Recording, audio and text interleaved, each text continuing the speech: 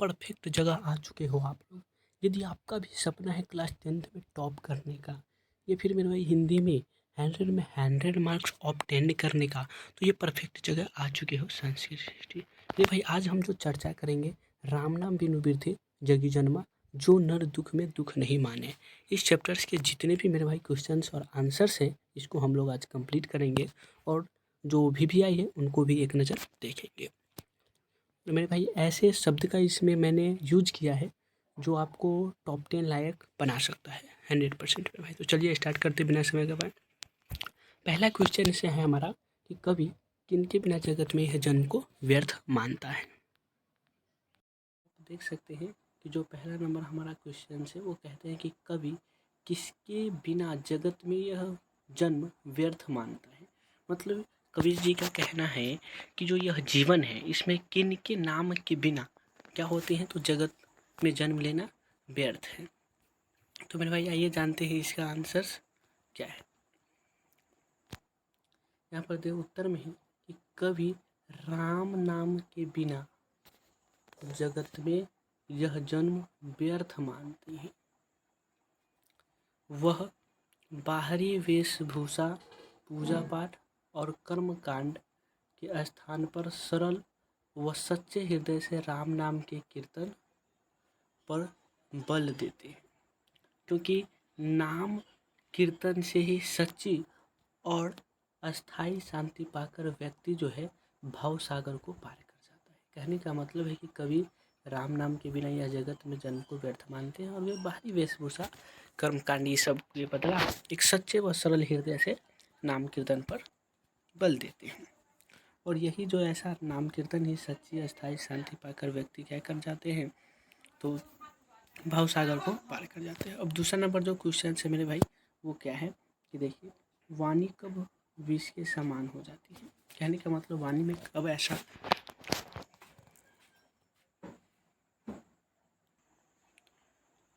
अब जो मेरे भाई दूसरा नंबर जो क्वेश्चन है वो देखिए, वाणी कब विष के समान हो जाती है। तो चलिए इसका आंसर जानते हैं मेरे भाई। तो यहाँ पर कहा गया है कि वाणी में जब राम नाम का कीर्तन न हो तब वह विष के समान हो जाती है और फलतः ऐसी वाणी छल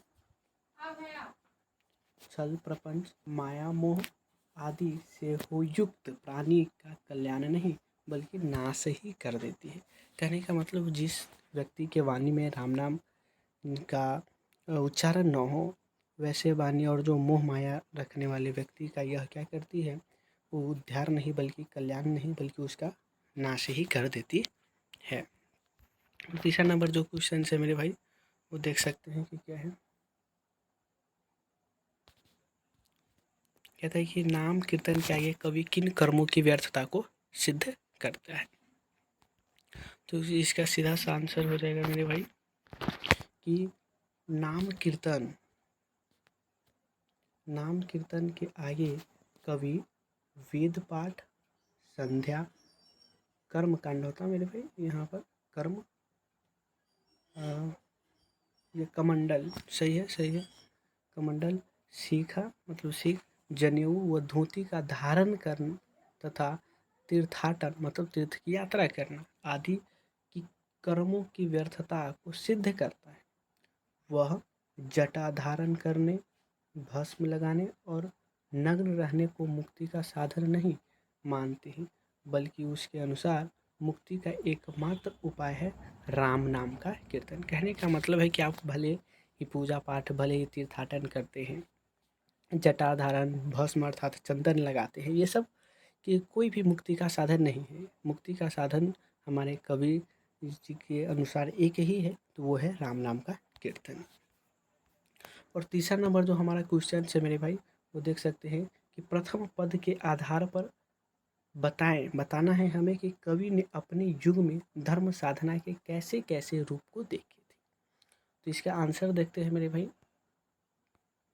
कहते हैं कि कवि ने अपने युग में धर्म साधना के जटिल व आडंबर से युक्त रूप को देखे थे।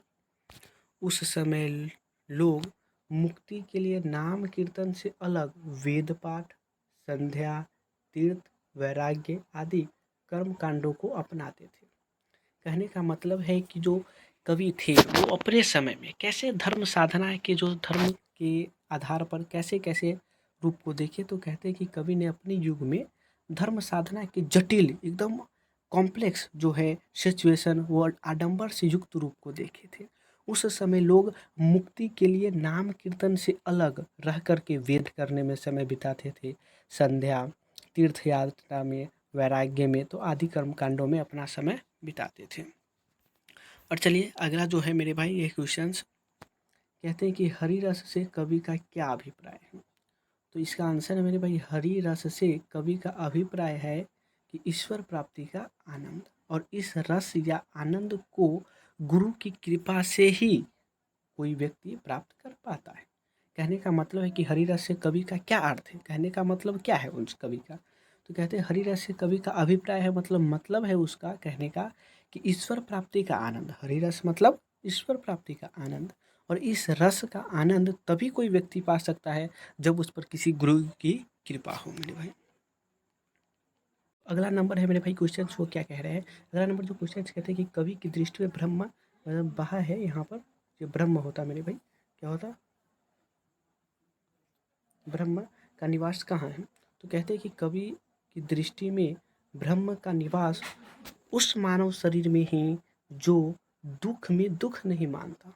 कहने का मतलब अगर दुख भी है तो उसमें अपना दुख को व्यक्त किसी के साथ नहीं करता है, दुख नहीं मानता है।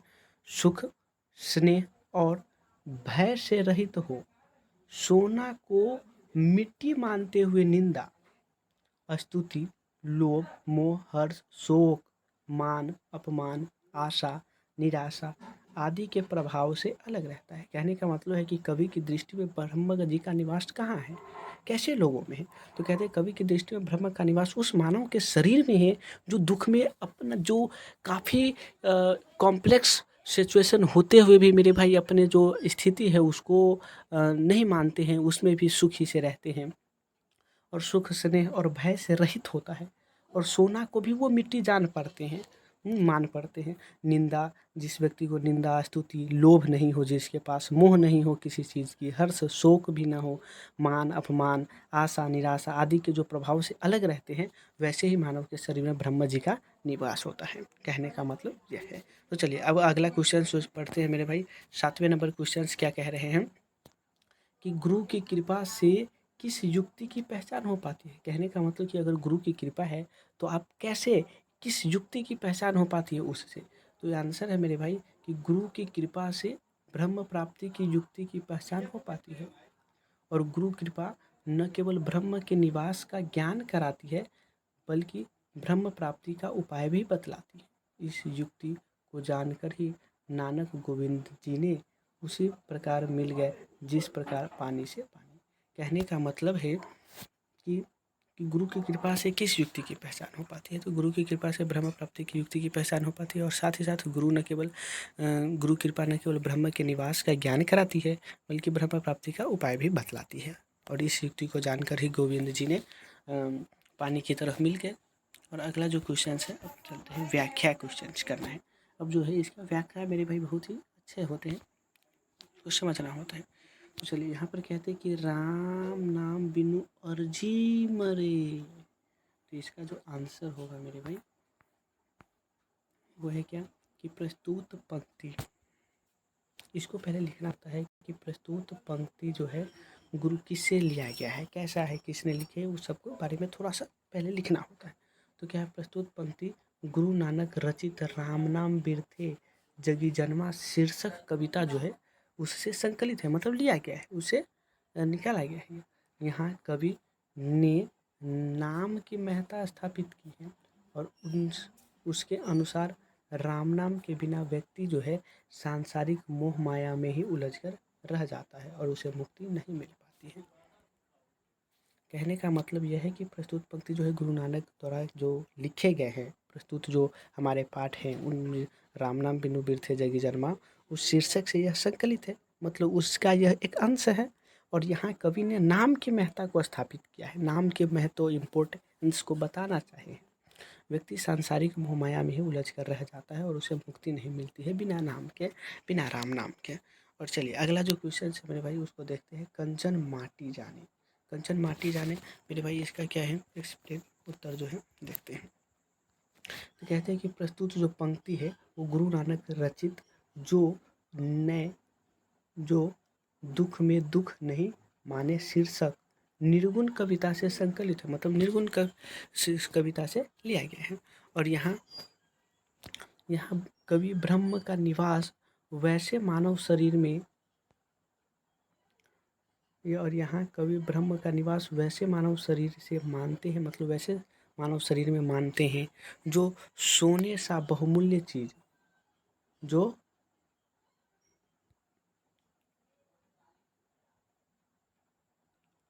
जो सोने सा बहुमूल्य वस्तुओं को भी मिट्टी की तरह तुच्छ जानकर सभी प्रकार के राग द्वेषों से अलग रहते हैं। कहने का मतलब है कि बहुमूल्य चीज़ों को भी एकदम तुच्छ समझता है, उस पर ज़्यादा मतलब कि ये नहीं मान्यता उन्हें देती है, वैसे लोगों की कंचन माटी जाना।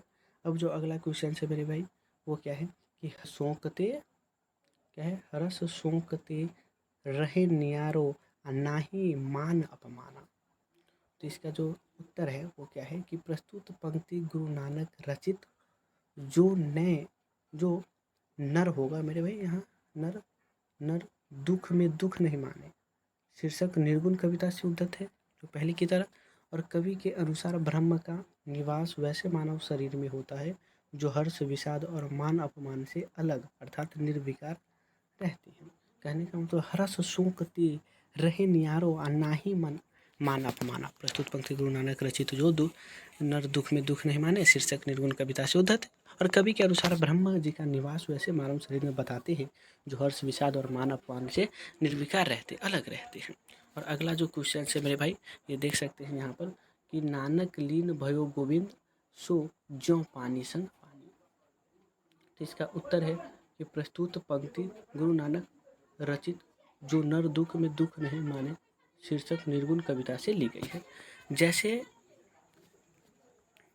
पानी से पानी मिलकर एकाकार हो जाता है वैसे ही नानक गुरु की कृपा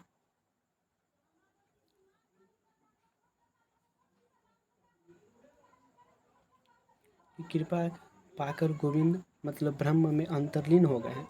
और यहाँ जीव का ब्रह्म से मिलन भारतीय दर्शन व आध्यात्म की विशिष्टता को दर्शाता है। कहने का मतलब है कि जो प्रस्तुत पंक्ति है गुरु नानक द्वारा रचित जो नर दुख में दुख नहीं माने शीर्षक निर्गुण कविता से ली गई है। और जैसे पानी से पानी मिलकर एकाकार हो जाता है वैसे ही नानक गुरु की कृपा पा करके जो नानक जी है वो गुरु की कृपा पा लिए हैं और गोविंद ब्रह्म में अंतर्लीन हो गए हैं। और यहाँ जो जीव का ब्रह्म, यहाँ जो एक प्राणी है उससे जीव का मिलन और एक जीव है उससे मिलन भारतीय दर्शन व अध्यात्म की विशेषता को भी दर्शाता है। ठीक, और जो लास्ट मेरे भाई अब क्वेश्चन है वो क्या है कि देखते हैं यहाँ पर आधुनिक जीवन में उपासना के होता यहाँ पर मेरे भाई थोड़ा सा एरर है कि प्रचलित रूपों को देखते हुए जो नानक जी महोदय हैं उन्होंने इन पदों की जो क्या प्रासंगिकता है और अपने शब्दों में इस पर विचार करना है। कहने का मतलब है जो इनके पद हैं इस पर इन्होंने क्या प्रासंगिकता किए हैं और कैसे इस पर बल दिए हैं उस सब के बारे में। तो मेरे भाई देखिए यहाँ पर तो चलते हैं इसके उत्तर की तरफ। और यहाँ पर कहते हैं उत्तर में कि आधुनिक जो जीवन की उपासना के प्रचलित रूपों को देखते हुए जो नानक के इन पदों की प्रासंगिकता और भी बढ़ गई है, मतलब प्रशंसा करने योग्य कैसे है ये इनके पद। आखिरकार आप अपना बारे में अपने से इसमें क्या बताना चाहते हैं वो बात पूछा है। तो कहते हैं आधुनिक जो जीवन है आधुनिक जीवन की उपासना के प्रचलित रूप जो प्रचलित है उनके रूपों को देखते हुए नानक के इन पदों की प्रासंगिकता और भी बढ़ गई है। आज लोगों में धन वैभव आदि का प्रदर्शन कर अपने आप को उपासक सिद्ध करने की होड़ नहीं मची हुई है। क्या है? मची हुई है। कहने का मतलब है कि जो आजकल के लोग हैं वो सब धन सब अर्जित करके अपने उपासक सिद्ध करते हैं कि हम इसके उपासक हैं, मतलब कि उसका पुजारी है। इसको उस तरीके से कर्मकांड की जटिलता पुनः स्थापित हो गई है, मतलब जो कर्मकांड है और उसके जगह पर फिर से यह स्थापित हो गई है। लोग भौतिक सुख साधनों में शांति पाना चाहते हैं, मतलब कहने का मतलब कि भौतिक सुख साधनों में शांति पाना चाहते हैं। सब तरफ मेरे भाई क्या है, तो सब तरफ दिखावा ही दिखावा है। क्या है? दिखावा ही दिखावा। यहाँ दिखावा, और ऐसी स्थिति में लोगों को सांसारिक मोह माया से अलग कर ब्रह्म की ओर, यहाँ पर भी मेरे भाई ब्रह्म की ओर ले जाने में नानक के जो ये पद हैं बहुत ही महत्वपूर्ण है। कहने का मतलब है कि जो आधुनिक जीवन में है, उपासना के जो लोग उपासक है, उनके पुजारी है हर एक प्रभु हर एक ईश्वर की, तो उसके प्रचलित अब जो प्रचलित हो चुके हैं, बहुत ज़्यादा फेमस हो चुके हैं, और उनको देखते हुए नानक जी के ये पद कहाँ तक सूटेबल है, कहाँ तक चरितार्थ होते हैं, उन बातों को यहाँ पर बताना है। तो यहाँ पर हमने दिया है कि जो आधुनिक जीवन की उपासना के प्रचलित रूपों को देखते हुए नानक महोदय जो है इन पदों की प्रासंगिकता, मतलब उसको देखते हुए जो पद है गुरु नानक जी के, उनकी जो पद, वो उसकी प्रशंसा करना और भी अच्छा लगता है, मतलब और भी बढ़ गई है। आज लोगों में धन वैभव, अपने धन कमाने और अपने आप को उपासक सिद्ध करने की होड़ नई मची हुई है। कर्म कांड की जटिलता जो है फिर से स्थापित हो गई है। लोग सिर्फ और सिर्फ भौतिक सुख में शांति पाना चाहते हैं, दिखावा ही दिखावा करते हैं हर तरफ। और ऐसी स्थिति में जो लोगों का सांसारिक मोह माया से अलग करके और ब्रह्म की ओर ले जाने में जो नानक जी के ये पद है अति महत्वपूर्ण है। तो आई होप यू गाइस कि मेरे भाई ये जो वीडियोज बनाया हमने, ये आप लोग को बहुत ही अच्छा लगा होगा। और यदि आपने भी मेरे चैनल को अभी तक सब्सक्राइब नहीं किया है तो जल्दी से सब्सक्राइब कर लें, और लाइक सब्सक्राइब जो होता है मेरे भाई लीजिए, क्योंकि बहुत काम आने वाला है, हर एक वीडियोज़ आप तक पहुँचे, इसके लिए बेल आइकन को भी दबा लीजिए मेरे भाई। तो बहुत बहुत धन्यवाद अपना बहुमूल्य समय देने के लिए मेरे भाई। जय हिंद।